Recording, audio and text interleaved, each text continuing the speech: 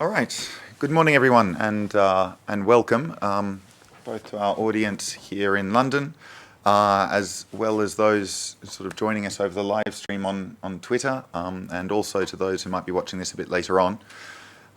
My name is Tim Molesworth. I'm the Senior Advisor for Conflict Sensitivity at the Peaceful Change Initiative. And we're very happy at PCI to be hosting today's event on behalf of the Conflict Sensitivity Community Hub, a network of INGOs and individuals who are working on promoting conflict sensitivity in policy and practice within the humanitarian development and peace building work around the world. This is actually the first time the Conflict Sensitivity Community Hub has organised a public panel event like this. And we thought that it would be good for the first one to try and capture the current state of conflict sensitivity. So we're here today to talk about some of the successes and the challenges we have had and continue to have in terms of adapting conflict-sensitive approaches to our work, and the areas of innovation and priorities that need some focus when we talk about promoting conflict sensitivity amongst our work in general. To do this, I'm joined by 5 excellent panelists today. And starting from the far end, we have Pilar Domingo from here at the Overseas Development Institute as a senior research fellow.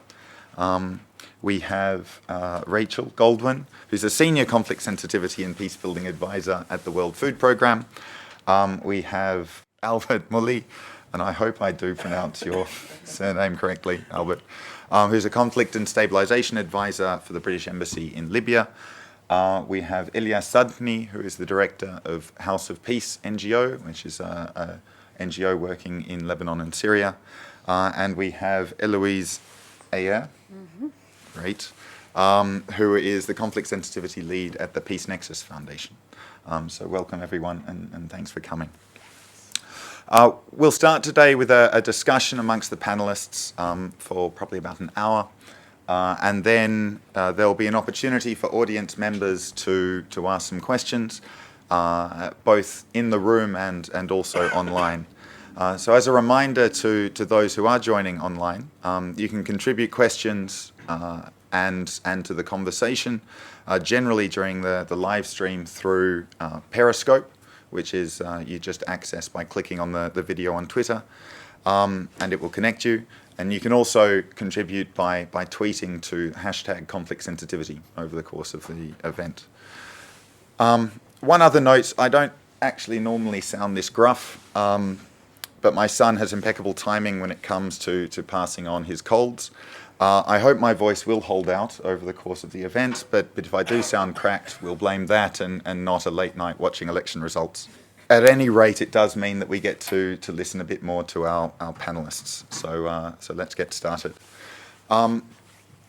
Rachel, I think a number of people watching will obviously be fairly familiar with what we mean about conflict sensitivity and what we're talking about, but for those who may not, it may be worth just running quickly through sort of what we mean in terms of conflict sensitivity and conflict sensitive approaches for sort of the humanitarian development and peace building world in particular. Okay, and I imagine people probably do, so I may forget things and you can prod me and remind me if I miss out parts. But essentially, when we're working in a conflict context, conflict sensitivity is about recognising that we might get caught up in that conflict, possibly contribute to it in inadvertent ways, or perhaps miss opportunities to help strengthen peace through what we're doing without necessarily being a peace building project. It could be a development program or a humanitarian or other kind of intervention. The ways that we can get caught up in that conflict can be quite direct. So for instance, if a food aid is coming through a rebel checkpoint and it is taxed or looted, that's quite a direct contribution to a conflict by the warring parties being able to take part of a food or other kind of delivery. But it can also be a lot more subtle. So for instance, I think of an example, a police reform project in Guatemala where there was good ideas about how to create minimum standards for police recruits, which were about minimum height, and language skills, which ostensibly seemed like a good idea at the time, but actually what it resulted in was a marginalised group. The Mayans were not able to be recruited into the police force, and so you ended up with a police force that was not representative of the entire community and contributed to the sense of discrimination and marginalisation of that Mayan community. So that's the kind of the negative side, but there are also ways that programming can contribute to peace without necessarily becoming a peace-building program. So for instance, it might be that the way that we do our work, perhaps we could be doing a development program, we're bringing communities together to discuss their needs and collectively plan. That might be the first time, if this is a divided community, it might be the first time that that community come together for many years and actually work on a common plan. And that relationship building may not cause peace to break out, but it can help be part of the building blocks towards a peace outcome.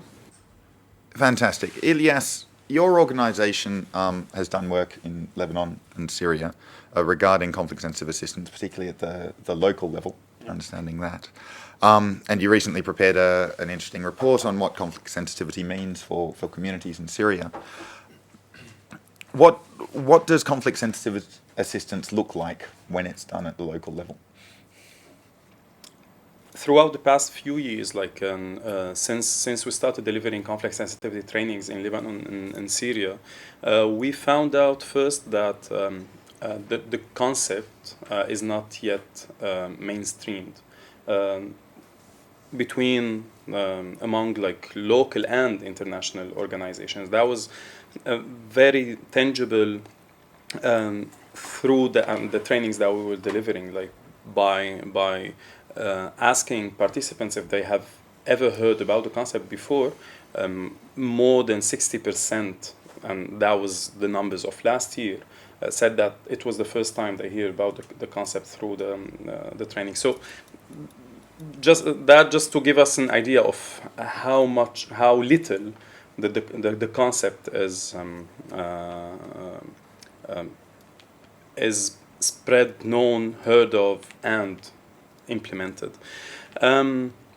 So at the local level, you can sense when you apply conflict sensitivity, you can touch the small impact by encouraging small actions and steps.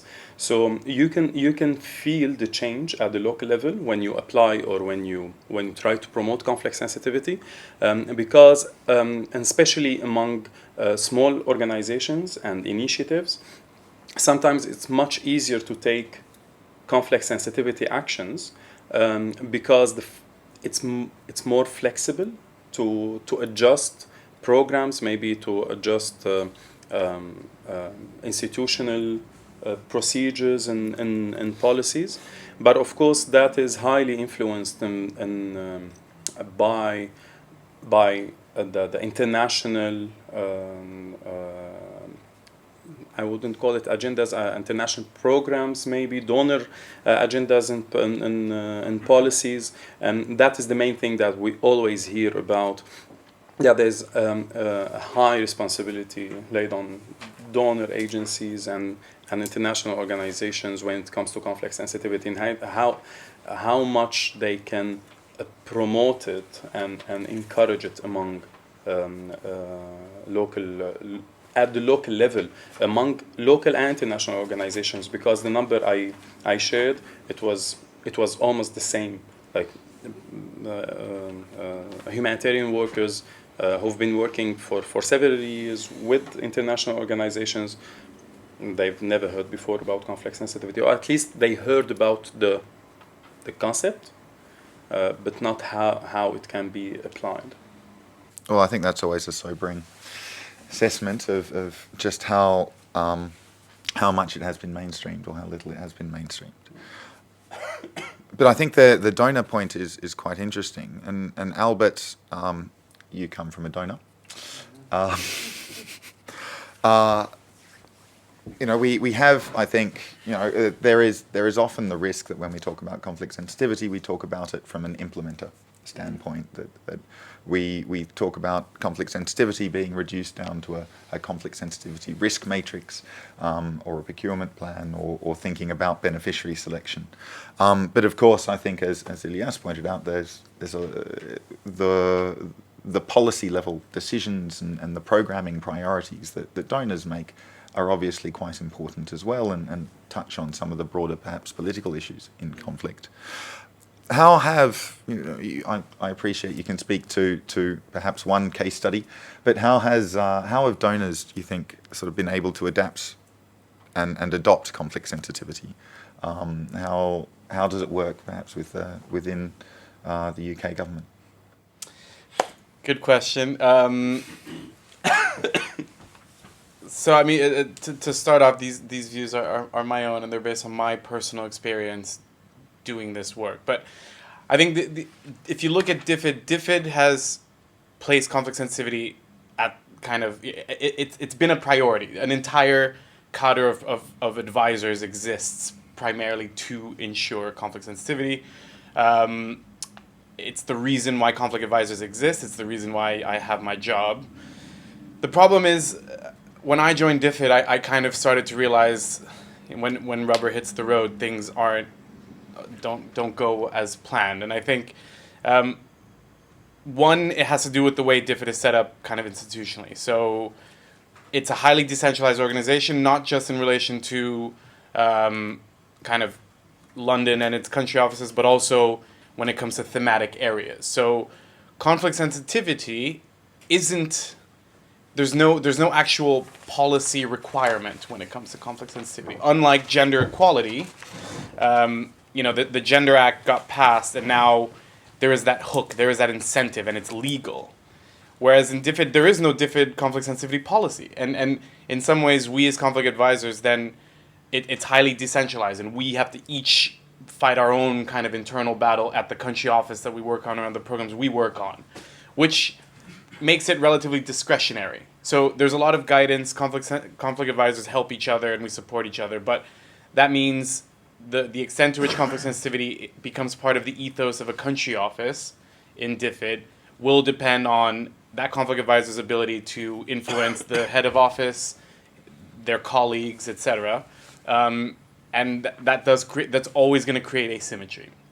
What we're trying to do is improve the standard. So try to make all country offices that operate, especially in fragile and conflict-affected states, be at a relatively similar level, but without a policy hook, it's difficult. So what we've tried to do is we've tried to look at other internal kind of DFID requirements and point to those as a means to and interpret those as a conflict sensitivity incentive. So there are a lot of internal requirements around kind of duty of care and do no harm. So we follow that kind of line of thinking as a hook, but it doesn't necessarily.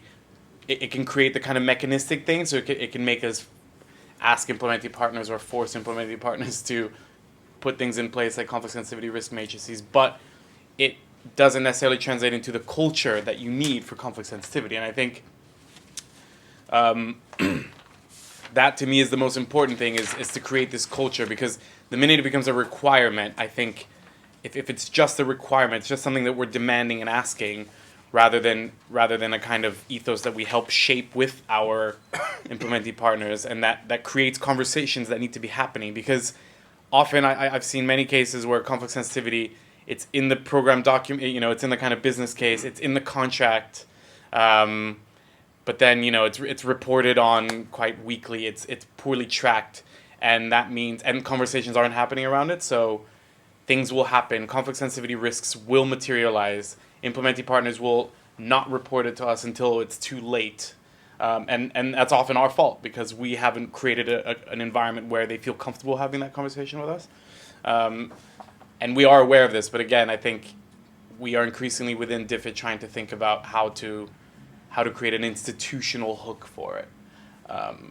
And yeah, it's quite a challenge in a huge organization that has a lot of other priorities. Absolutely, I think it's one that It's not just faced by by the UK government. One of the things that we do want to sort of touch on is some of the successes, I think, and we've already jumped into some of the challenges. Rachel, I won't talk about how many years you've been working on conflict sensitivity, but you certainly bring a lot of experience, and you've seen it sort of move from very much a concept towards trying to work out how to operationalize it. What are some of the things that we're doing well, do you think, or that you've seen? What are some of your high points of sort of how we've been able to think more about conflict sensitivity?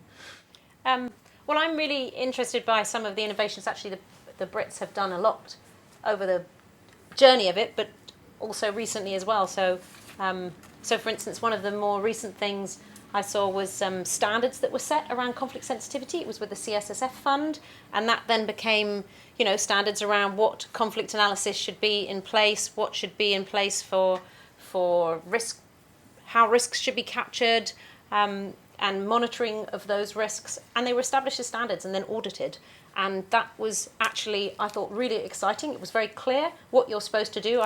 We've done a lot of writing guidance, and guidance gives a lot of detail, but actually half a page of clear standards is pretty direct, and people then maybe work it out for themselves.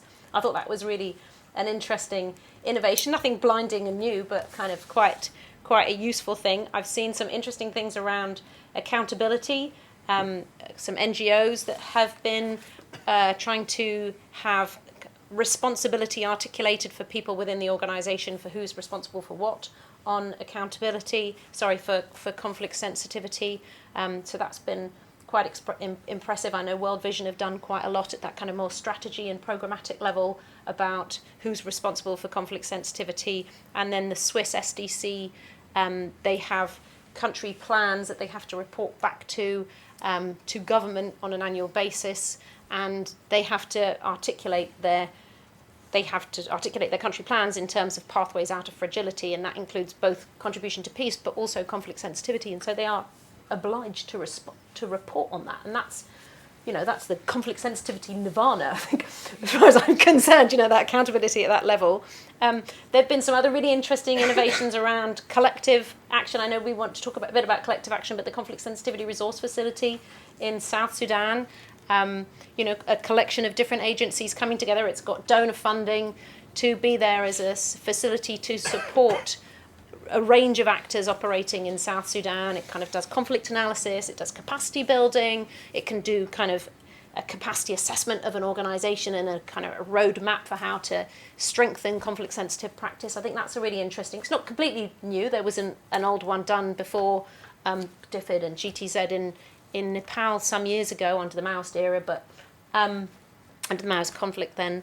So I think those are some of the bits that I think quite inspiring in the successes of moving forward. I guess there's the kind of the uptake part as well. I know it's sobering to hear how, we continually have to keep making this journey of conflict sensitivity, and we can come on to the challenges later, but it is a job of continuously keeping it live and continuously working, and people in organisations changing and other agendas coming through. But actually, there's a heck of a lot of organisations that are doing things on this, and there's lots of people who are working on this. There's lots of expertise out there now. So those are some of my thoughts there. Oh, fantastic. Héloïse, you do a lot of work on organisational change as well. In terms of talking about how organisations can adopt conflict-sensitive processes. What are some of your high points? Maybe I can go to the high points with a stop on the challenges, if I may. But I think there's that question of the concept has been around for so long, and for some people it's like, well, it's done now, right? I mean, why shouldn't it be done? Or and in other places, it's like we've never heard the word. And I recently heard someone talking about Afghanistan actually, and how striking it is that there are so few people that will. Some people are still able to say, "Oh, conflict is not my job. This is not what I do." And the person was like, "Do you know where you are?" So I think one of the challenges, and that's what I work on within in the PeaceNexus Foundation, is recognizing that conflict sensitivity is never done, and it's never done, and which means who is responsible for keeping this live. And the first level of responsibility is organizations. Within organizations, how is that being picked up? And I think one of the challenges is to recognize the time dimension. This is an investment over time, first to get it picked up, but then to get it to live and to be sustained. And so the work we do is really working, when we work with larger organizations, it's working with a change makers within, the advisors or some of the ones who hold this agenda, but then really working with them on how does that get to live and get into the bloodstream of the organization around. And some of the challenges there, but then some of the high points as well is I think there's a question about framing, that the term conflict sensitivity will be an entry point in some cases, will be a barrier in others. Some people try to find the right framing that will apply for the entire organization, and I think particularly for larger ones, you have to accept that you will have to play with language and with the words. Different departments will relate to it in different ways. Different country programs, depending on the context, will react to different words. It will be social cohesion, it will be peace building. In other cases, it's really the kind of do no harm element. And so that tailoring of approaches in view of the different interests of the different parts of the organization and how they relate to conflict and peace can really make a big difference. And just something about how not to get overwhelmed as you're working on this. And I'm thinking particularly people within their institutions responsible for this. And I think there's a balance of efforts. What are the quicker wins in view of where you are in your organization? And what are the more long-haul efforts that will really require more time? And which alliances do you build on these different priorities? Do I want to impact the strategy, the next 5-year strategy overall from our organization? What does it take to get conflict sensitivity in there? Versus in that next project next to me, what will it take to get the conflict analysis done? So. But what are some of those challenges then? In terms of what are some of the barriers in terms of the way we work, the way organisations are structured, the way we deliver projects on the ground, certainly at an implementer level, that prevent sort of people being able to adopt sort of the adaptive programming, to be able to build context awareness into what they're doing. What are when we're looking at sort of organisational processes, why is it that over the last 20 years of talking about conflict sensitivity, this isn't something where everybody automatically understands and describes what one thinker, whose name, of course, I've completely forgotten, has sort of noted is should be about muscle memory in terms of the way we deliver assistance. What are some of those barriers? I can say one word and then pass over. I think one thing is this question of, is this technical or is this central to how we operate? Is it a core operating question, or is it just a technical fix that you bring on the side, on the periphery? And I think that's one of the blockages I see. So for an organization, I think the biggest change is when you give more space to talk internally. And I think more than a guidance toolkit, even more than trainings, is the question of, do you allow for that time for discussions between teams within a country office with higher level of management about what is working, not working in where you are in the context. That's where I've seen the biggest successes. And one high point, not to elude the high point question, but we had a discussion with 3 of the partners we work with in West Africa, a pastoralist network, Réseau Bilital Marobe, Ocades Caritas in Burkina Faso, and Oxfam.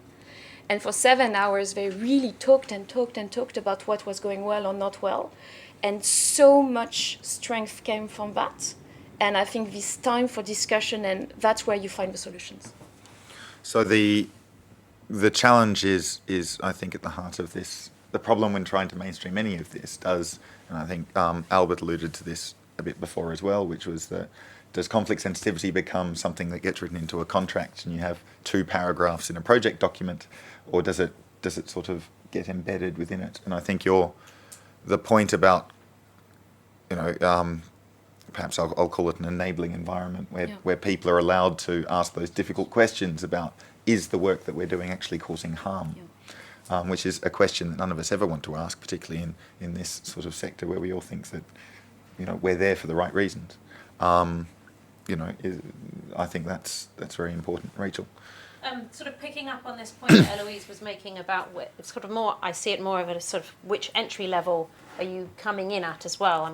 Sarah and I did some work before for PeaceNexus, and we were looking at the ways that you can, how donors might be more inclined to pick up more conflict sensitivity, and there was a potential monitoring mechanism that we were exploring. And one of the things that came out was trying to see, what are the blockages, and there was a real critical point. It's this sort of political challenges, technical response. So you have these decisions that are made higher up the food chain, in the strategy decision making, and then problems happen later on because those political decisions don't factor conflict sensitivity in, and there's other overriding issues that drive how decisions are made about what you're going to do and where, and and more nuanced, detailed thinking than that. But then what happens is problems erupt. Or there's conflict sensitivity concerns that are apparent, and it's now handed to a conflict advisor who is now supposed to fix it in a program and come at it with some kind of technical response, which is, the problem was somewhere else. One of the donors we interviewed said it was like rearranging the chairs on the deck of the Titanic. I mean, really, you had very little scope to actually influence what could be done because it was treated as a technical issue. I've got some other challenges as well, if I can throw my challenges out there. I think that there's a lot of reinventing the wheel. I was particularly struck by a conversation with somebody who I'd worked with on conflict sensitivity on that resource pack like 15 years ago, and I was interviewing them about how are they now mainstreaming conflict sensitivity in their current organisation, and they described to me about how they had just had this incredible revelation that if you outsource your conflict analysis to a consultant, then it may not actually be embedded in the organisation subsequently. And, things that there have been these great conflict analyses done and people had spotted things and they hadn't been adopted by the organisation, and actually those things had materialised and, oh my goodness, we'd missed it. And I'm like, but we had this discussion 15 years ago. And, we wrote about that 15 years ago. And it's like, how are we still, we're just reinventing the wheel, that the lessons haven't been learned. And that I find a bit galling.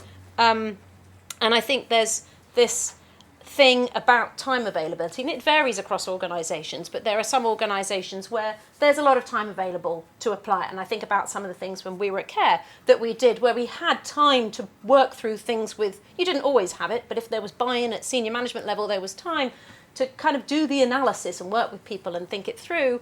And then in other organisations where you've really got, you've got a 1 hour slot to tell us everything we need to know about conflict sensitivity, and let's make sure with this project's great. And you just go, I just don't know how to do that. So, the people's giving it the priority that it needs and the time it requires is such a challenge. And I think there's this thing that kind of came up with this sort of perception that it's yesterday's agenda. We've been doing this for long. Why haven't we already mainstreamed it? We're sort of always under the shadow of gender that kind of got policy, as you said, got policy and got much more mainstreamed. But actually, I don't think it's yesterday's agenda. I think it's still today's agenda. But it does mean that people come at it with that kind of perspective. It makes it a challenge. The other request I like is the request to be able to do a conflict analysis in the course of about a day, or even an hour, as during a project development cycle. But I think that time thing's obviously very important.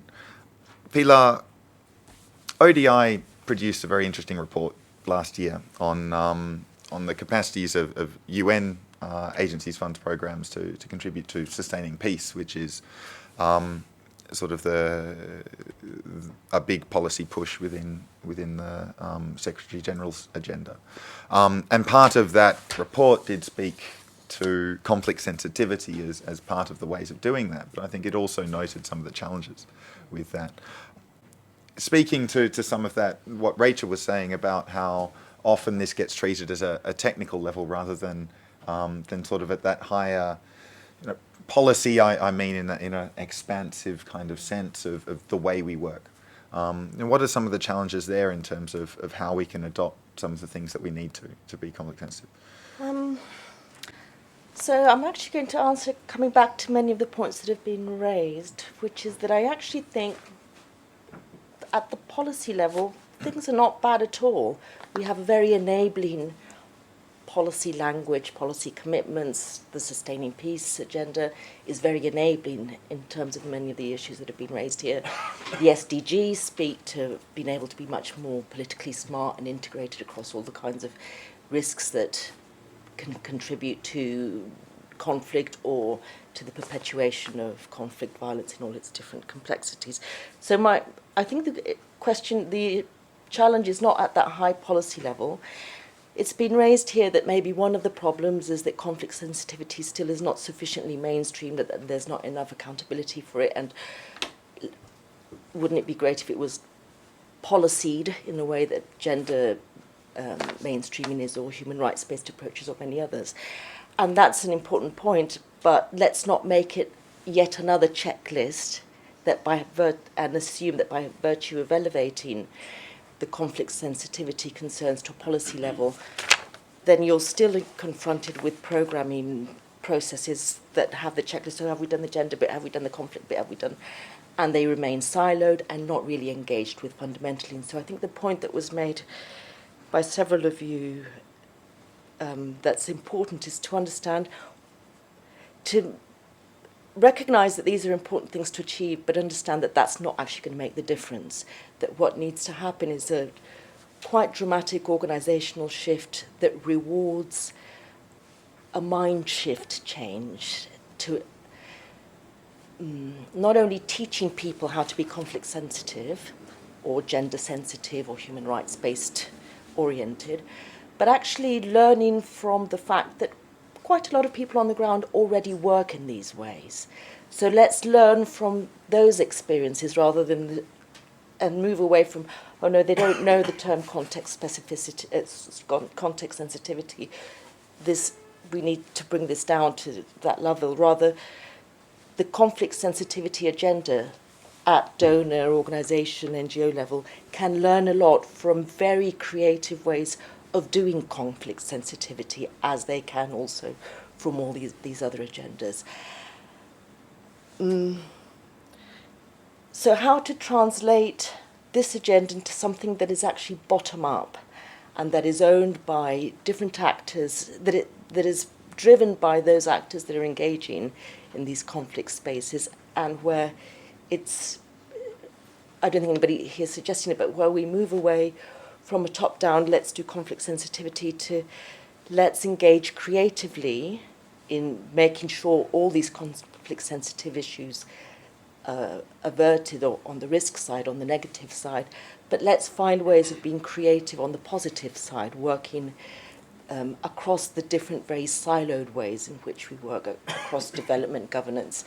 People still get stuck in their silos. No, I don't, somebody said, I don't do conflict, I do gender. No, I don't do governance, I do development. No, I'm actually a humanitarian. If we're not working with the complexities on the ground de facto, then we will get stuck in that, in very uncreative and minimalist ways of engaging with the context, so that we're not making the most of how we can contribute to making the change, to contributing to the change processes that are necessary, which range from the basic safety, security, to identifying maybe those small building blocks, those small windows of opportunity that we can contribute to maybe the bigger change processes that involve identifying a window of opportunity that can shame a government into doing something differently. And that requires the kind of mind shift that I think all of you have been talking about, and also adapting to the language that is appropriate in the context, whether it's at the headquarter level, in the engagement with different actors on the ground. So maybe you can't use the term conflict sensitivity. The most creative human rights-based approaches are those that don't mention the term human rights, especially in conflict settings where that activates all kind of risk issues. So brings us to the point that was made by several of you, that where the blockages lie are actually in the incentives in organisations, whether it's bilateral donors, multilateral donors, implementing organisations, organisational blockages that don't sufficiently reward both the ability and the intuition to work to context, and may even get stuck on, no, have we done our checklist? Because if we don't do this checklist, I think we'll be talking a little bit more about the constraints of being too risk averse. I don't think we need to concede on risk at all in order to work more creatively with conditions on the ground. So it's about rewarding the ways of working that are truly adaptive and that are truly creative in making the most of different windows of opportunity that exist in the ground. It's about, somebody mentioned also leadership, or getting management to really encourage and reward this. It's about making sure that your leadership is on board with this, but in ways that are not about pushing an agenda that's top down, but rewarding this cultural change within how we work across all the organisations. Well, I could go on actually as well. It's about thinking across thematic silos, sectoral silos, and we all know these things, but rewarding when somebody does work creatively across a silo and connects to their colleague that's working in this other sector, and does so because it turns out that either at this community level or in the process of negotiating a peace agreement, we are able to think strategically across how to build on what are always very limited synergies in space for negotiation, but nonetheless being able to identify those, rewarding the ability and recruiting those that demonstrate an ability to be creative in how they engage across what we all know are very complex contexts. So do we have do we have those structures in place to be adaptive in that way? I think one of the challenges often is that a project document is written, and if the implementer is lucky, it's a 3-year project with funding for that period, with a log frame attached with indicators and objectives. Does that provide enough flexibility for us to be able to adapt, and both if the context changes or if new conflict sensitivity consequences emerge, or to allow us to think outside those silos in terms of some of the second or third or fourth order impacts of what we're doing? I mean, do we have those incentives or even the space to do that? Elias, you wanted to?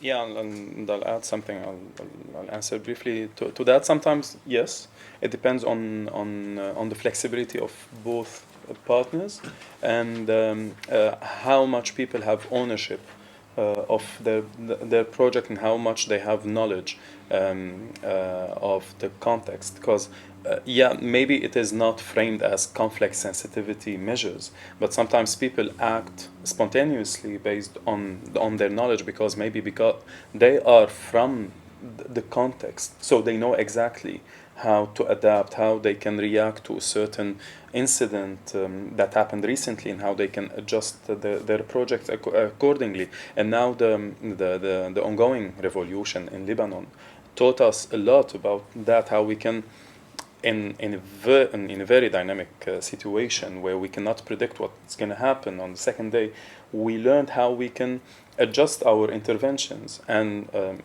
I would say also all our partners so far, maybe I'm talking about House of Peace here, they shown high level of flexibility and understanding that now we are dealing with an emerging situation and a highly changing context. So we don't know what to predict. So we have to be very, very flexible. Going back to the challenge question, and here not to add more complexity to the concept, but I think we need also to rethink of the concept itself. And this is something that we've mentioned in the report that you said was published by House of Peace. where we sometimes we assume that if conflict sensitivity was not applied, it's a technical problem or a policy level challenge. But maybe there is something about the concept itself, how it is presented. Is it ripe as it is, or it still need to be unpacked further? I'll give a simple example. Like if I'm a local organization or international organization working in a certain context, what is the conflict that I'm looking at that I have to be sensitive about? What is the level of that? What is the scope of my analysis? And what are the things that I need to include in my analysis and things that I would exclude? Should I look at the conflict from local, national, or regional levels? Because what might be improving at the regional level might be boiling at the local level. What might be settling politically might be boiling socially. So when we talk about conflict sensitivity, what is the conflict we are talking about in that sentence? And this is not very clear. And here comes the importance of a genuine and authentic understanding of it, of the concept and the intervention. And this is not the only, in my point of view, this is not the only shortcoming in the concept itself. Also, if we think of the interaction, also analyzing what could be measured as positive impact on the context and what is negative, what is worsening or mitigating a conflict is highly subjective, and it depends on the position of the person who's applying the analysis. Because if I was, let's say, in a certain context, I'm supporting one side, and out of very good well intentions, I thought that any intervention that would support this side would end the conflict. I would see this intervention conflict sensitive, because by the end of the day it will lead to the end of the conflict. But for someone else who's looking at the same context but from different point of view, he would see this intervention as totally not conflict sensitive. So I think that there is a need to discuss the concept heavily, intensely within the organization, to understand first what exactly are we talking about here when we talk about conflict sensitivity. What is the conflict and how it is how we can be sensitive before assuming that, okay, it's clear and let's go to the implementation. I think there is more layers before going to the implementation that need to be discussed, and I think that is missing. And I think that's very interesting. I know that conflict sensitivity is often related to a do no harm concept that emerged in the late 90s around peace action, which is sometimes distinct from the do no harm of the humanitarian world or do no harm as a broader ethical principle. But I think often we focus on those harms as well. But I think it's, what I take from your point is that conflict sensitivity itself is quite a political idea. And I think there's firstly a challenge out of that, which is how do you measure different types of harms and balance them? How do you, is ongoing violence, obviously the loss to human life and of those sorts of things, does that preference perhaps a longer term impact on a more sustainable, positive peace idea? Which I know is one of the challenges that many donors and other organizations have been facing, or were facing perhaps, in Syria since 2011. Do you go on stabilization or a sort of more positive peace longer term thing? I think that's a challenge. But also it does, I think, touch on the question I did want to ask next, which is, I think a lot of what we've been talking about is about some of the harms. Conflict sensitivity from that perspective of how do we minimize the harm or the way we might contribute to conflict. But of course, the other side to that is how if you can cause harm, then you can also make a positive contribution. And so how can sort of conflict sensitivity fit into those more positive ideas about contributing to sustainable peace? I know Albert has some ideas on this, but I want to sort of throw at him.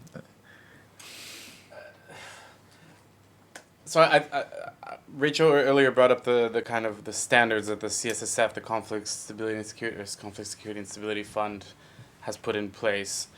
I think I now work I'm a DFID conflict advisor, but I work for a CSSF program, and it's quite interesting that, again, going back to this definitional challenge, that in DFID you do need to approach it differently, because in DFID you can have a more positive conversation with people around conflict sensitivity if it's, hey, how can we find a way that your project, which is about education or private sector development, how can we find ways to also contribute to peace? People are more willing to have that conversation. The minute it's about, hey, your education program might be contributing to radicalization and therefore we shouldn't do it, no one wants to talk about that, and no one will talk to you about that, and I've tried. On the CSSF side, it's the other way around, because CSSF, its raison d'etre, the reason it exists, is to address conflict drivers. So everyone's coming at it from the point of view that my program already addresses issues of conflict and is trying to build peace. Therefore, when I come to them, it's the conversation around, okay, but do you realize that even if you're trying to address the conflict drivers, you could be conflict insensitive, which is a challenge of its own. But that's when the penny might drop. People are like, oh yeah, even when I'm trying to do good, I can do harm. And that's where something like these standards are very important, because it forces people who, in the back of their mind, would have just put the whole thing to bed, to have to like grip the issue and actually deal with it, and are being kind of incentivized to do it. But then you come up with all the kind of institutional challenges which we've touched on here. But I mean, the bigger question is this kind of what do we mean by kind of the difference between kind of conflict insensitive policy or strategy and you can have a very conflict sensitive project, but if it's a project that sits in a kind of conflict insensitive strategy, at the end of the day, I'd wonder, are we undermining our whole objective? And the evidence base of that is difficult. It is difficult to harness evidence to say to someone that manages a CSF program or a DFID program or an EU program, to say, if you don't do this, this is going to happen. Because we have very little evidence of what the consequences of being conflict insensitive can look like. And the big evidence is saying, we could say things like, well, the decision to go to Iraq was conflict insensitive. And then people, again, they put it to bed. They say, well, that's not my problem. That's a political decision out of my hands. But a good example in Pakistan, there was an entire region of the country that a lot of the kind of extremist groups operated in, the kind of tribal areas of Pakistan, and we had no programming there. DFID as an organization, we had no programming there.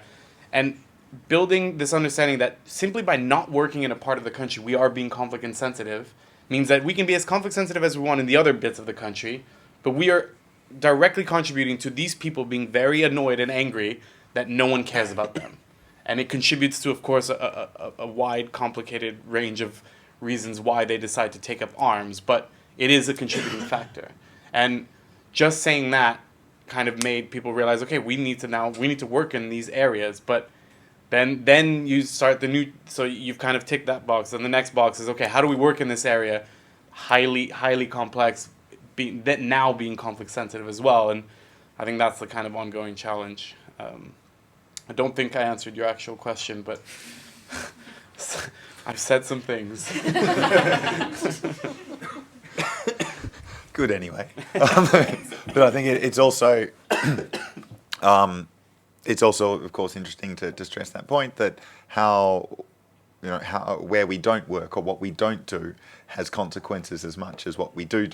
Pilar, you wanted to chime in. And I think just building on that point, that whatever you do is political and has political consequences because it will have redistributive effect. It will affect relationships. So conflict sensitivity cannot be but political. And part of the organisational change that needs to happen is an awareness that all of these agendas, whether it's development, governance, peace building, humanitarian work, has a political element to it because of in the degree to which it's changing the space in which it's working and it's altering relationships. So then what do you do to make sure this isn't a one-off analysis, a one-off exercise? And I think it's what you're all speaking to as well. It's about investing in conflict sensitivity as an ongoing long-term engagement and rethinking about things both on a daily level to be able to respond to very fluid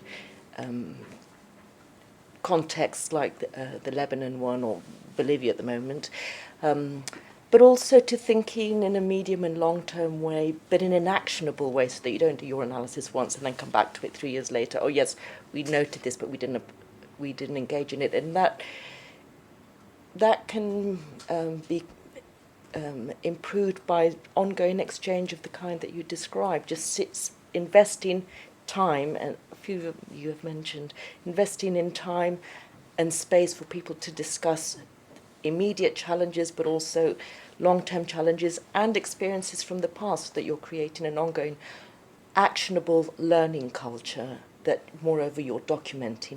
Not to be able to say, okay, when you are in this kind of context, you do A, B, and C, but rather these are the ways of working that helped us navigate the fact that we didn't invest in this part of the country, but now we invest in this other one or whatever. But it's this investment in long-term engagement and critical reflection that, moreover, you document beyond your often very rigid and not informative reporting mechanisms around results-based. It's about learning from that process, I think, that we need to be investing a lot more in relation to conflict sensitivity and, of course, lots of other policies and standards. Right.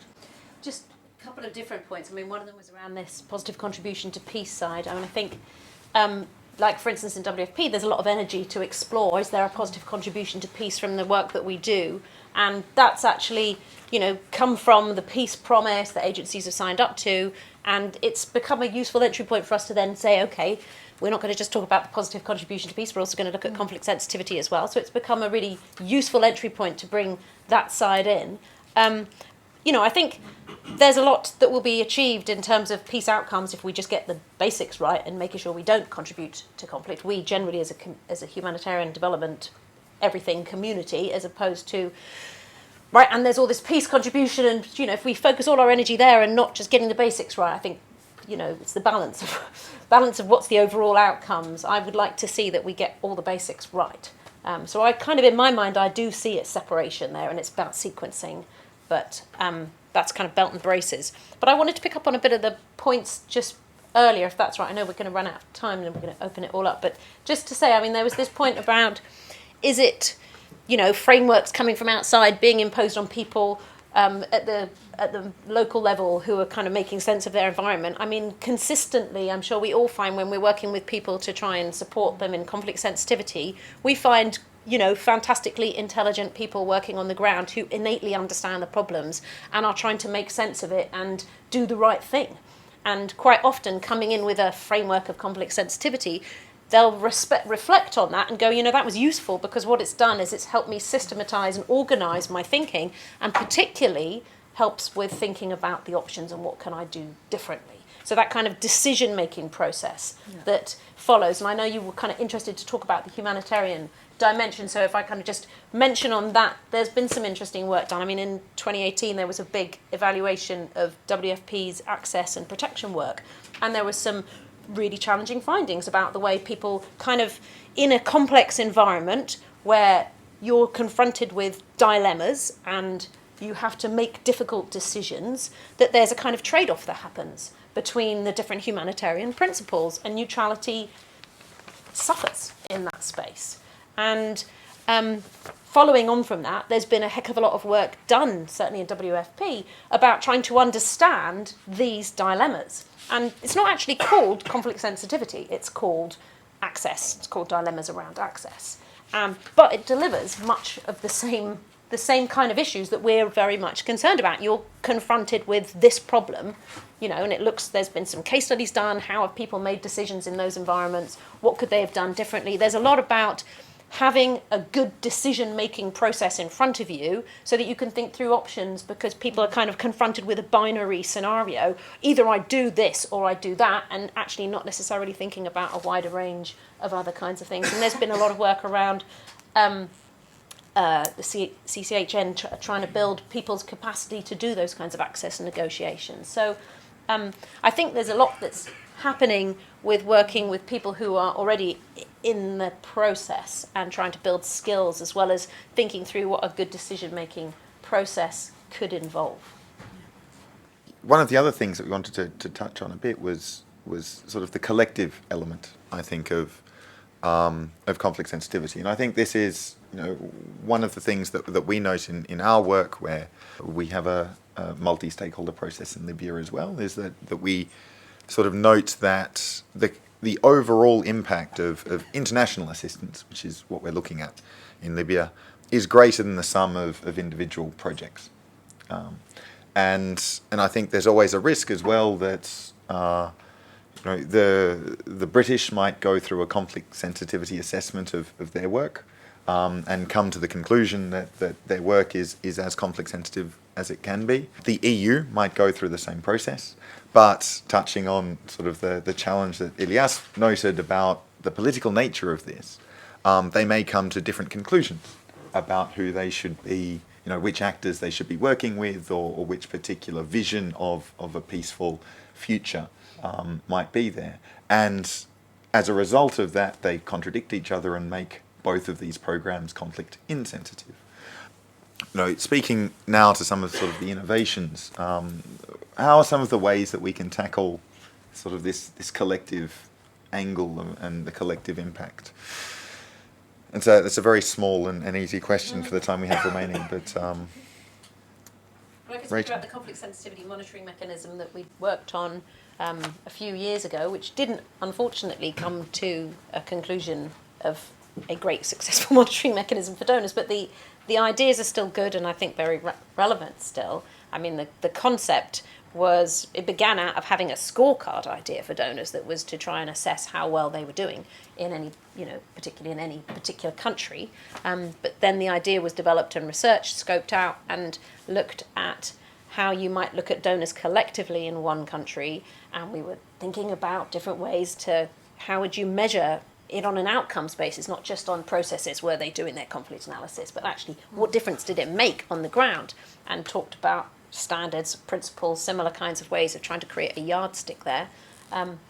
There was a lot of energy among the donor community. There were a heck a lot of people who were up for it. Unfortunately, it kind of got pushed to INCAF, where it kind of got a bit stuck, because that was the place where donors would be discussing this kind of issues. But the kind of collective action problem had some obvious new directions. If you've got donors working together in like a multi-donor trust fund somewhere, then you have the collective action problem is actually overcome, because they are already working in a place where you can have principles that cut across. And some multi-donor trust funds do have conflict sensitivity principles of varying degree of implementation. So I think there's something quite interesting about trying to deal with spaces where there's already a collective, the collective action problem is overcome, and trying to go with energy in that.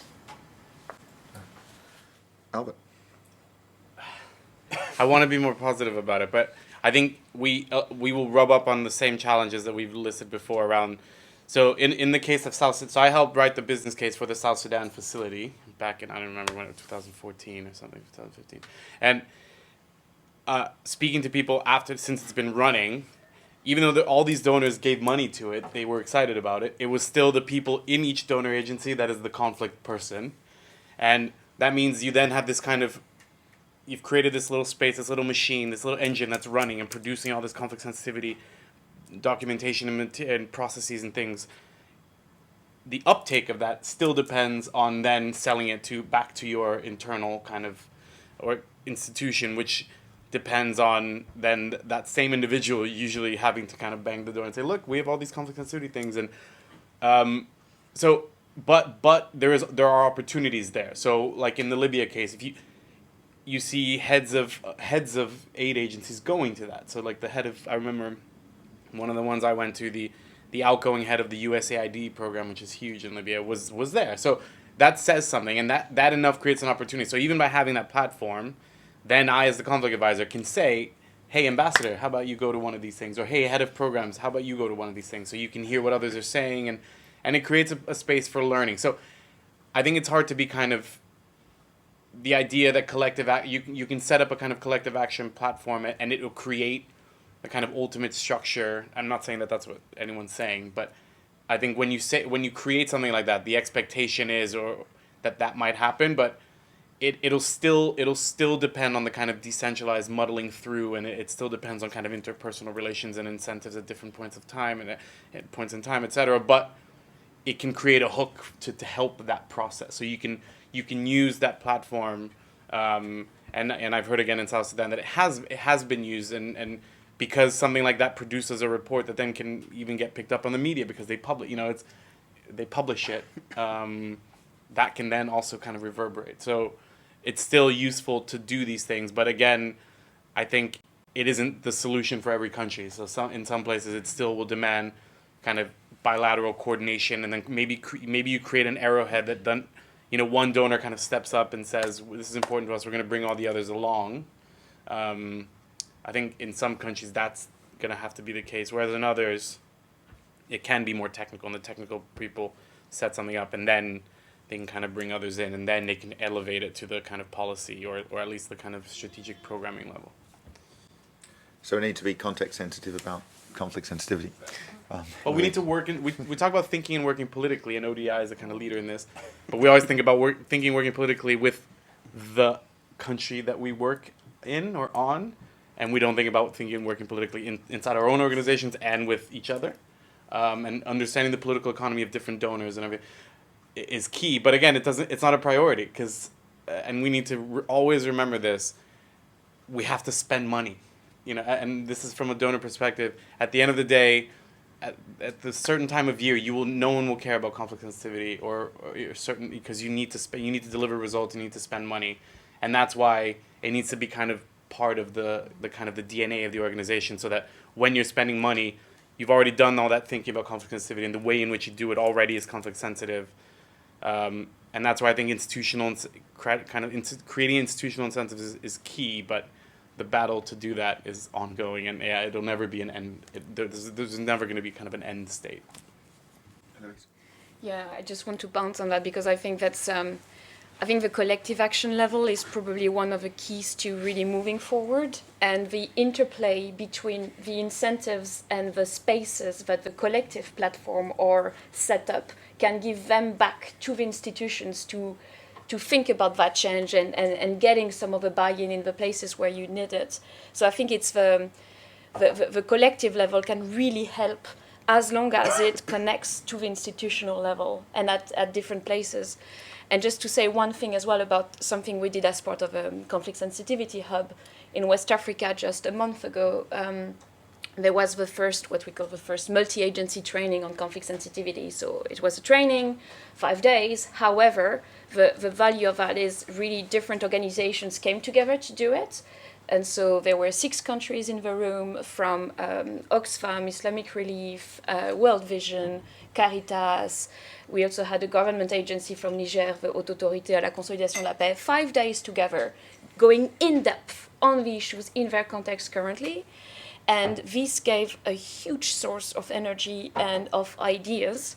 And just to come back as well on what you mentioned earlier on the question of, how does it look like in the context of the local versus international? And I really think that some of the innovation, some of the different ways of looking at this will come from listening at this in a different way. One of the processes where I'm learning most right now and really learning and discovering new approaches comes from working with RBM, Réseau Bilital Marobé, pastoralist network across 9 countries, they are so central right now in West Africa that in any of the negotiations with donors currently, if they say, we want to have a social cohesion dimension to our work, we want to have an inception phase where we look at this seriously, they will get listened to. And they are an engine of this kind of thinking right now. And it's just reversing some of who teaches what to whom. Very briefly, just to add to that, the collective effort, as it should be done at the international level, it also should be done at the local level. And I think the example of the Conflict Sensitivity Forum in South Sudan or in Libya, or recently in the Emerging Forum in Lebanon, is highly valuable, because I think for those who live in the context, not much incentives are needed, because like improving the situation, it is the incentive itself. So when local organizations come together to discuss conflict sensitivity, to come up together with a common understanding or with joint efforts to put it forward, that per se is an incentive for them, because they have a genuine interest in having a positive impact of their different interventions on their context, because they are the children of that context. What would you like to see happen to sort of promote a conflict-sensitive way of working? What do you think needs to happen? It's taking the organizational change approach and tools to looking at this can make a huge difference, and I think that can lead to success. Not to limit conflict sensitivity to paperwork, but instead open, like an open dialogue around conflict sensitivity prior to any program development or implementation between different partners, just to get as much as possible to a common understanding of the conflict or the situation and how conflict sensitivity can be applied. So to take it, to think more of it, to reflect on it. I think institutions need to create the incentives for leaders in that institution to take conflict sensitivity seriously and to make it part and parcel of the way they make decisions and the way they're held accountable. I don't know that I could do it at such a high macro level. I'm just come out from one particular country office and kind of have that experience of seeing the different levels of buy-in. So it's kind of having the ability to make the case consistently to people, a bit exhausting, but actually the thing that needs to happen is to be able to achieve that buy-in so you can do the work you need to do in each location, with each individual, with each office. It's sort of it's doing the same thing, but differently within so many different places. I'm struggling with one sentence as well. I suppose addressing organisational incentives in ways that reward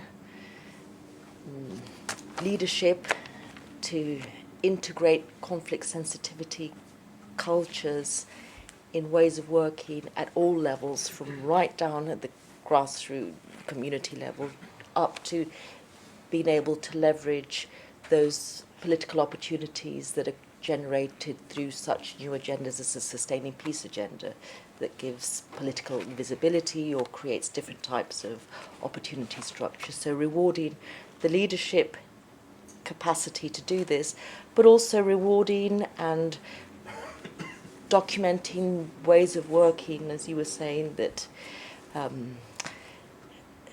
rewarding ways of working that advance conflict sensitivity principles, but also using the conflict sensitive space to enable reflective and critical thinking about how decisions are made, including to think both in the short term and do no harm issues, and in long term more politically strategic ways of thinking about peace and other agendas that are important, that are all interconnected. Let's open up to some questions now. We'll have I think there's a microphone that can be passed around the room for people in the room who have questions.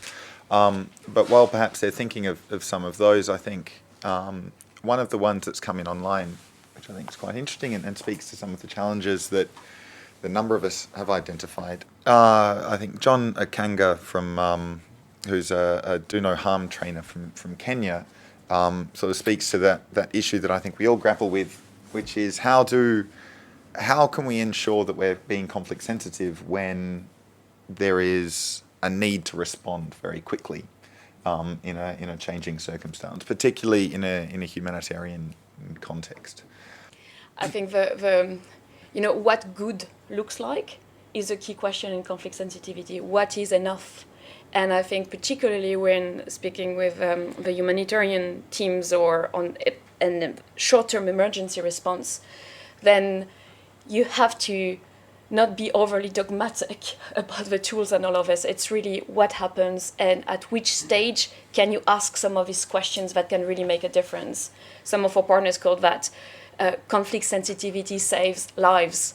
Asking that question at that moment in that place is really what can make a huge difference. So it's just looking at what is already going to be done in that emergency response, the assessment type of tools, and just reviewing that with a very precise eye on what are the 2-3 key things you may be able to ask in that time frame. And then building in the monitoring systems afterwards in 2 weeks, in 3 months, in 6 months. Then what happens? Which questions can you ask and what do you review? And then progressively deepening what you can do and think about as the time frame changes in your response. I think there's a few different things. I think one of them is kind of spotting when the change is happening. So that shift from if you're doing development programming into humanitarian programming and actually what has happened and what has been changed, what that means for you on the ground. I think sometimes people struggle with understanding when that shift has happened and what the change means for them. So I think getting that clear, helping people understand that. I think there is a lot of it's about pre-positioning. You know, the people need the skills. That was what that paper that was done with ODI many years ago, getting all the positioning there. People need to have the pick up and go conflict analysis. People need to have the skills already. There needs to be a lot of architecture in place because they're not always that unforeseeable. And I think making it really simple for people. So we don't ask anybody to do a great big conflict analysis when they get there. You know, you just sort of say, these are the 3 things that you have to know about. And this is, you know, turn it into a principle or turn it into something simple that can be applied rather than this is the definition, this is what it means. You know, just turn it into something that's very operational. That would be my take on it. Sure. Yes. Hi, my name is Hanna. I'm from Syria and I'm working in international development at the moment. Listening to all the challenges that came up was actually very overwhelming. And I'm so glad like you guys are actually cracking your brains to figure this thing out. And to just make a turn a little bit in the conversation, I'd actually love to hear some success stories, maybe from a local organization, just something, an example that actually had a tangible outcome that was mitigated a conflict. Of course, one of the challenges is that when you talk about conflict sensitivity successes, I think it means that a problem didn't arise in the first place. But of course, there are conflict sensitive responses when a conflict sensitivity challenge comes up. Does anyone have an example they'd like to? I would say something. First, maybe it is really challenging, like to think of the impact at.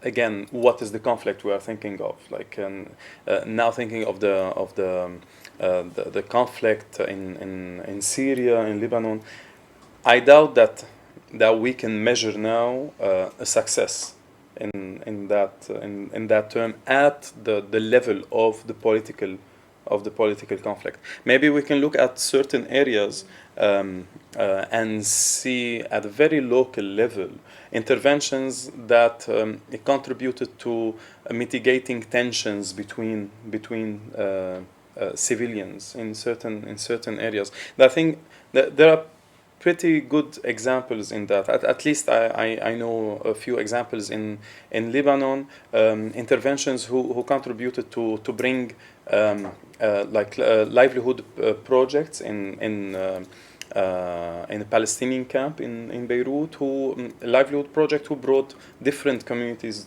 closer together, refugees and host communities, and created a value chain among them that helped to mitigate tensions caused by the overwhelming refugee crisis.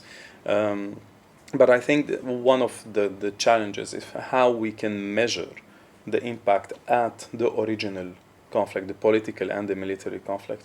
I think that is something we are still struggling with. And just, yeah, I really think they are successes, and I think that challenge of making that visible is one of the key challenges, because it's easier to speak about the challenges than about the successes, also because then how do you know it's a success? But in Burkina Faso, one of our partners, Caritas or CADES, they've been working for 3 years on taking this up for the organization and across their interventions.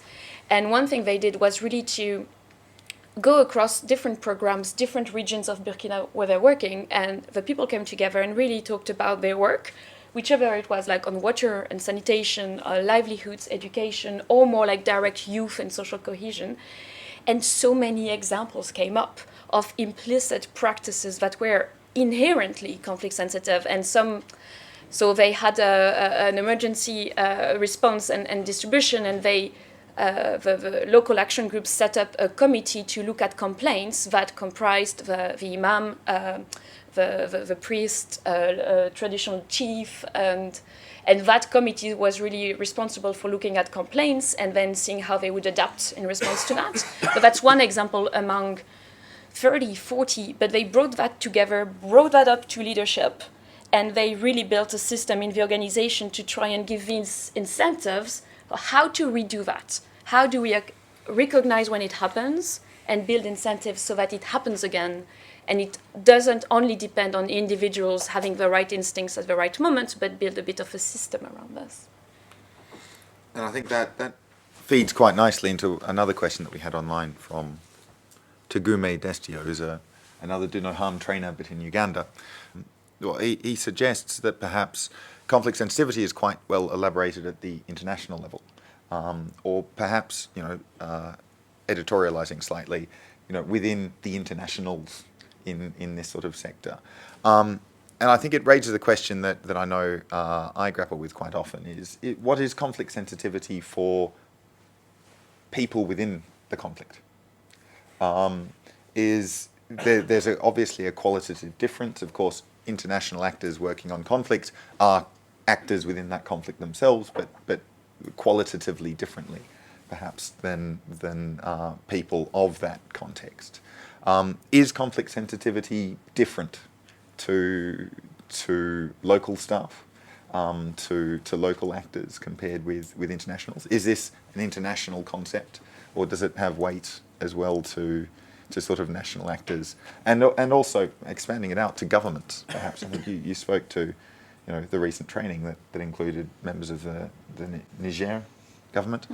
How does conflict sensitivity work within those national actors? Does it work?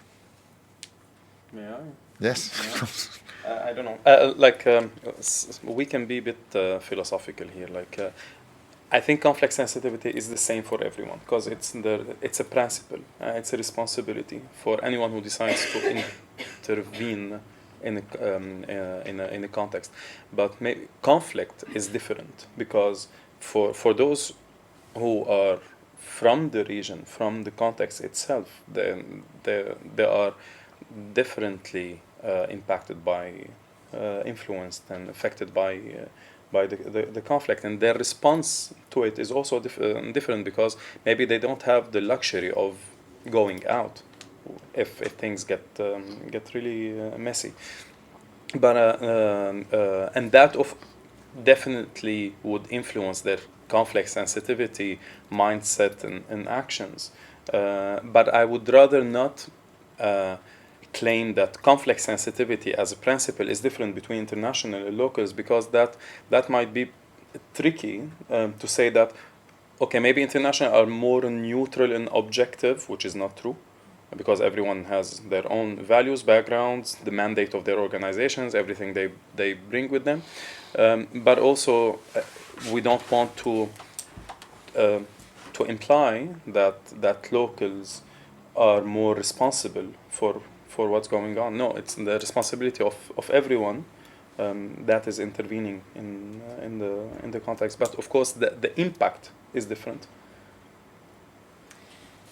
It's a really tricky one, and I hadn't got a very good response to it. But I remember a particular scenario which was looking at the humanitarian response to the Rohingya in Burma, Myanmar, and was working with looking at it with a donor and looking at the humanitarian response. And what was quite interesting was trying to understand how different people were interpreting the word conflict sensitivity there.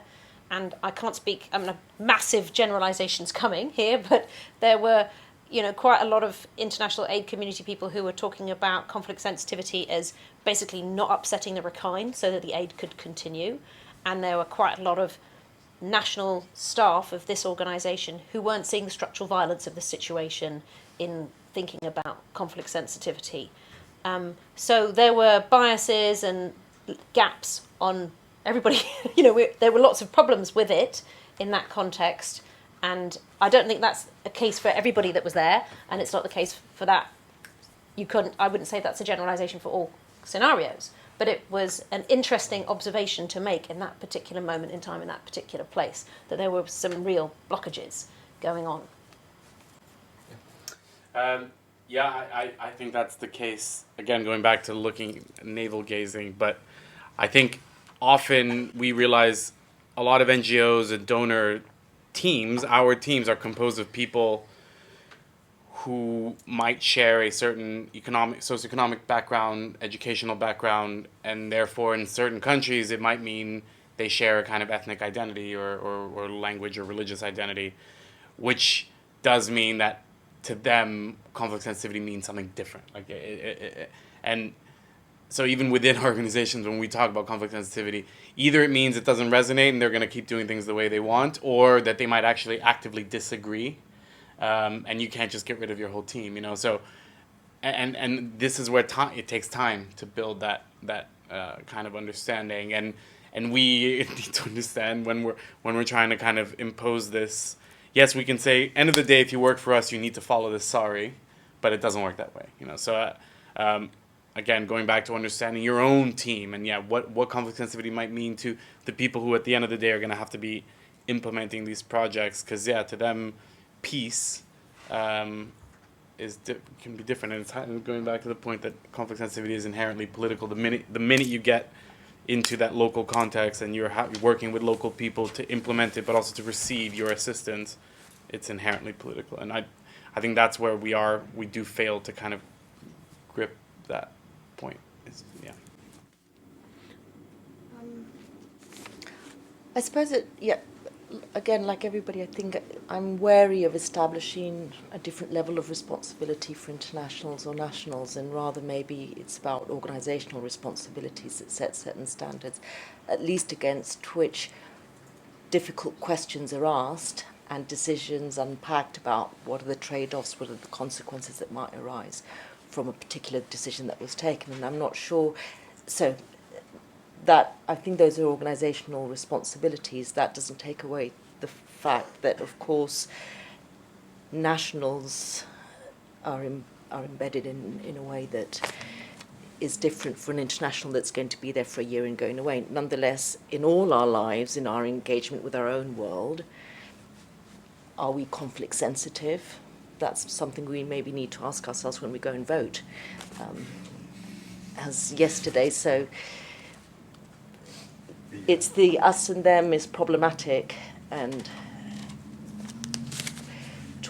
so maybe conflict sensitivity is about standards, organisational responsibilities, and then, but also recognising that whatever happens with that has political consequences, and we just need to be as explicit about that as possible. Interesting. We won't take the bait on an election conversation because that might be quite divisive as well. Now we had a question. Hi guys, Jack Farrell from Search for Common Ground. I manage the Demon for Peace platform, which includes a global conflict sensitivity network called PeaceXchange. So just on the point about measuring successes in conflict sensitivity, I think it's incredibly hard to measure positive successes when our baseline principle is do no harm. I think until, in the same way in peace building, we find it very difficult to quantify the effects of peace building interventions until we become better and until donors see actual incentives to create monitoring and evaluation systems that allow them to see the positive effects of conflict sensitivity. We're not going to get there. I'm seeing some positive moves in that direction with the cost effectiveness argument. As we apply that sort of thinking to peace building interventions, I think we'll get further on understanding the positive effects of conflict sensitivity. So just 2 points more than questions that I thought were really encouraging about today. So moving on from challenges to bright spots, it's really great to hear people talk so positively about their failures in conflict sensitivity. I think as a field we've been really poor to accept failure as a learning opportunity.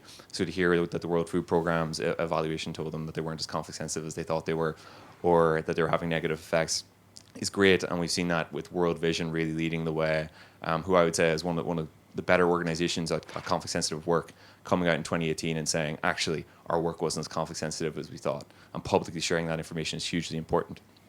The second point is, I think that on this issue of language, one of the problems we've had with conflict sensitivity is this conversation has been confined to peace building field.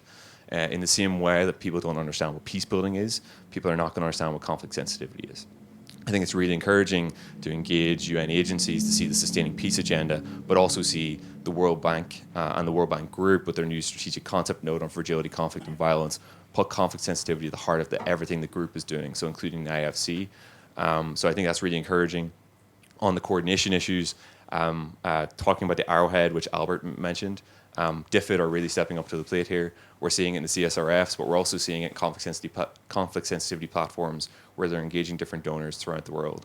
I think it's a really positive trend in the right direction. So yeah, just a couple of bright spots there. Fantastic. We might take a round of sort of contributions before we come back to the panel. So perhaps, yes, the first next to you. Hi, Sarah Brown, Practical Action. I had 2 questions which I'll cover quickly. The panel talked a lot about incentives for leaders of organisations to prioritise and be held accountable for conflict sensitivity.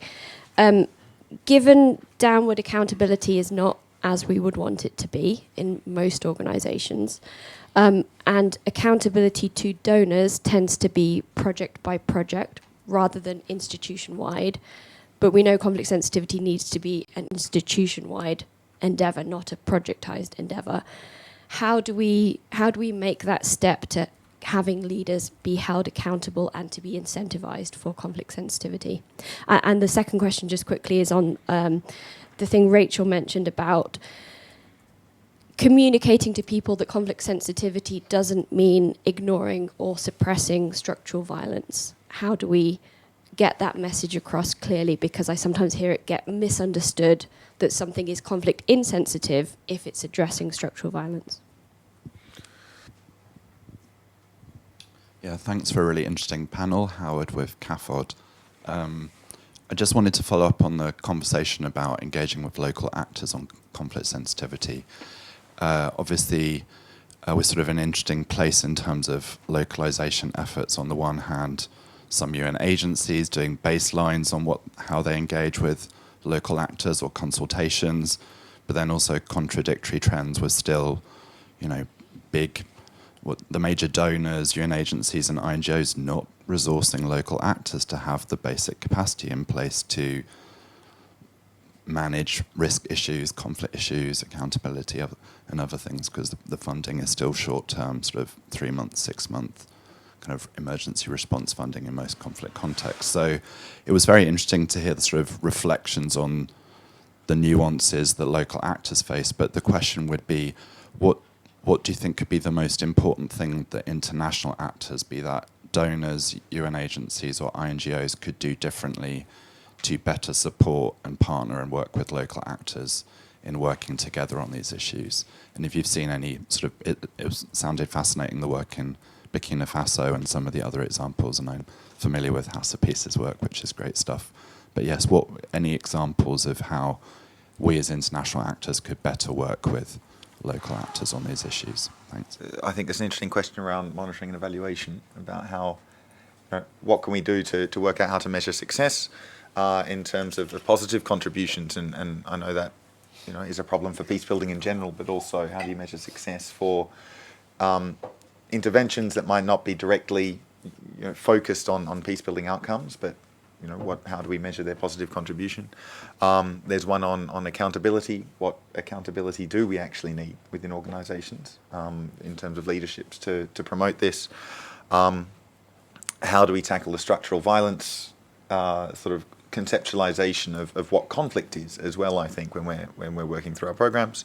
And I think what do we as internationals need to do differently in terms of engaging with locals? I think we'll let you pick and choose rather than answering all of those individually. But does anyone have a... Yeah, Albert. On the monitoring and evaluation one, the way I've tried to do it, and I've spoken to other conflict advisors, is make, ask implementing partners to track how they've done harm. And so that, and again, it goes back to from the get-go, the deal has to be, you need to identify some ways in which you think you might do harm, and then you have to tell me honestly if you have. And PCI, one of our partners in Libya, they've agreed to do this, and like the kind of tracker that they've come up with very honest risk factors saying, this is how we think we might do harm. We've used that as a model for other implementing partners, and they've all kind of, they were able to kind of grip that concept, and they they say it's quite refreshing. It's not revolutionary, but to some people it is, that I actually want to hear how it's going poorly, because the best way to evidence conflict sensitivity, the success, is how it was going wrong, and then we made it go not so wrong. And so maybe it doesn't fit and I think the challenge there is that if you say this, some people might, and I've seen programs try to put conflict sensitivity indicators in their results framework. And I think that's not the way to go, because people also conflate M&E, monitoring and evaluation plans, with results frameworks. And they're two different things, and they should be different things. You should be collecting a lot more data than you decide to then report on in your results framework. And even, again, that basic principle is lacking. And it goes back to making conflict sensitivity part of good program management. Program managers aren't taught this, so then when the message comes down to them, sometimes from the head of office, conflict sensitivity is important. It needs to be captured in your program documents and everything. Everyone, they crack their heads trying to find a conflict sensitivity indicator and put it in the results framework, and then their grade of their project goes down because they were conflict insensitive. And then the second point on the leadership, to me, it comes down to performance management. So when we as DFID look at kind of governance reform programs, we're always thinking about, or we're increasingly thinking about, working politically and trying to embed incentives in like performance management. I think we need to do the same for us. So I would say that heads of DFID country offices their performance needs to be evaluated on things like conflict sensitivity, but right now they aren't. They are evaluated on spend, and it tends to be quite financial. On the accountability externally, I think the key supplier management process that DFID has put in place, where we track not just individual projects but a supplier as a whole, I think that's the way in as well. But again, conflict sensitivity isn't a criteria in there. And these are institutional hooks that we as conflict advisors know and are trying to push DFID kind of centrally to adopt, but as you can imagine, it isn't that simple. But it's a fight we'll keep fighting. Anyone want to contribute to the conceptualization, the differing perspectives on what conflict sensitivity is, or on what we need to do differently when engaging with local staff or local partners in particular?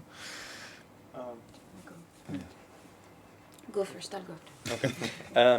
Regarding what different can be done, I think the approach, that there should be more transparency in how donor agencies and international organizations work in local context, how calls have been designed, how projects are designed, how much participatory approach that we hear a lot about are implemented in these situations, who of course, not necessarily naming, but how much we engaged local actors in designing these projects and these calls. Because what is happening now is that we see there is, despite all the discourses about empowering local ownership, we see the approach is more and more reinforcing dependency and reliance of local organizations on international funds, and sometimes creating, not sometimes, most of the times, creating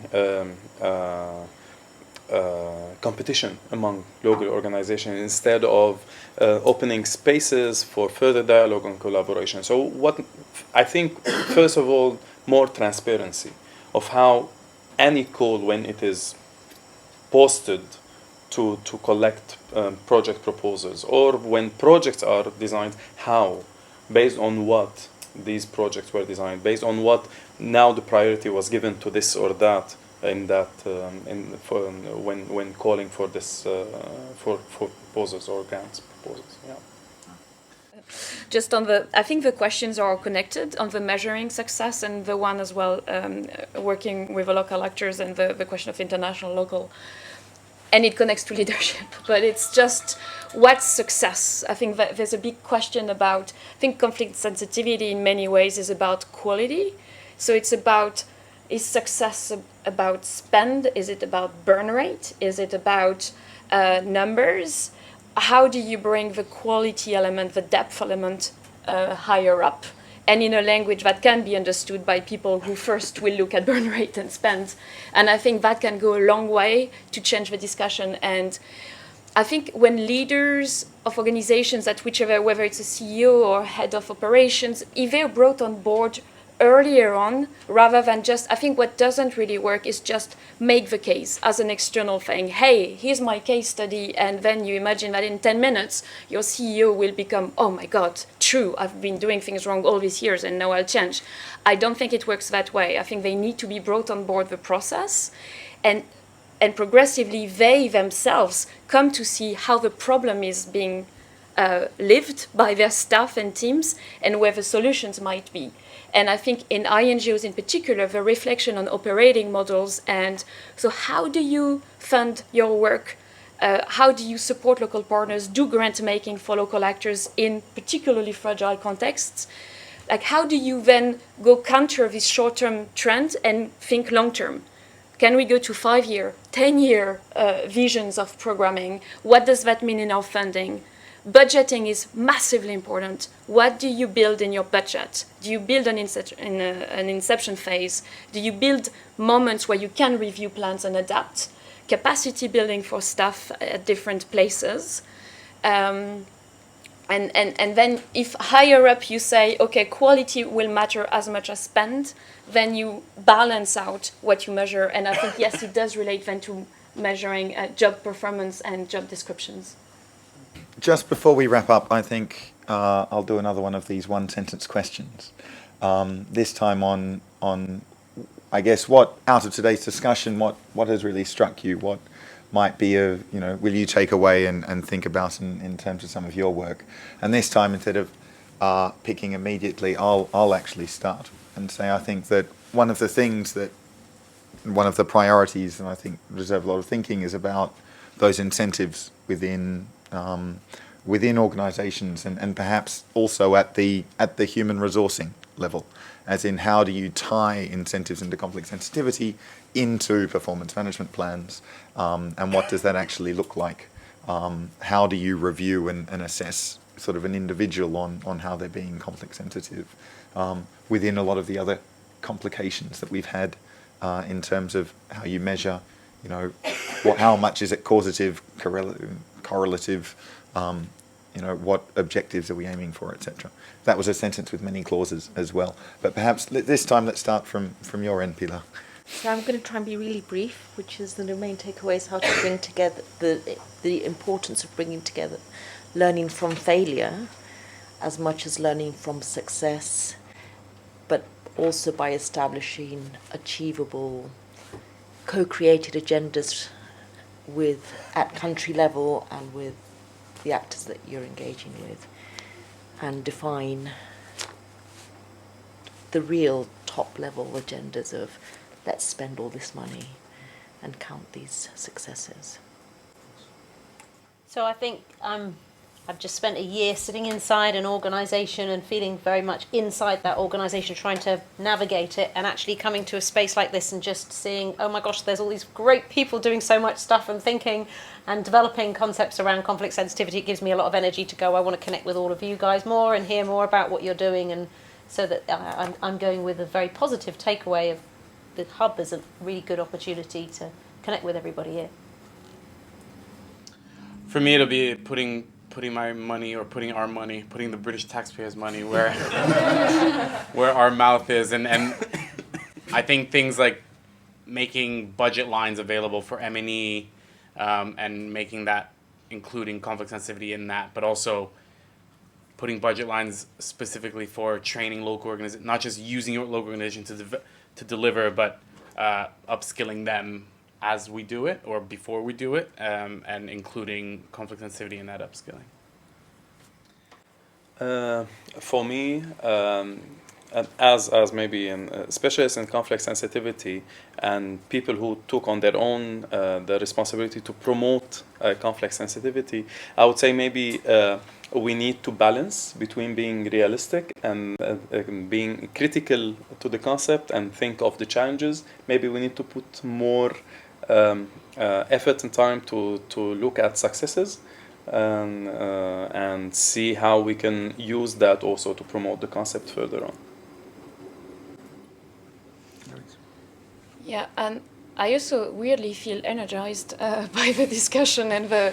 However, I don't think we did turn around the challenges, but I feel there is more largely an urgency of that question. So the that sense of we've been speaking about this for so long, but I feel there is a moment now with a conjunction of challenges at different levels in the system around us that forces actors to really think something there is not working. And I'm thinking about the Sahel currently, where I feel there is an openness of actors to start thinking about what's really not going well, at least in some places within some actors. And I think there's these kind of communities, and connecting some of the dots can go a long way towards pushing some lines that are structural.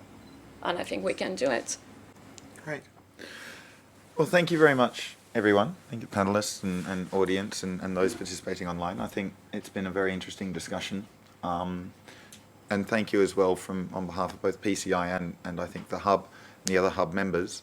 But we also hope that that it leads to some interest and that the Hub can do some similar things in the future and contribute to advancing the concept in policy and practice generally.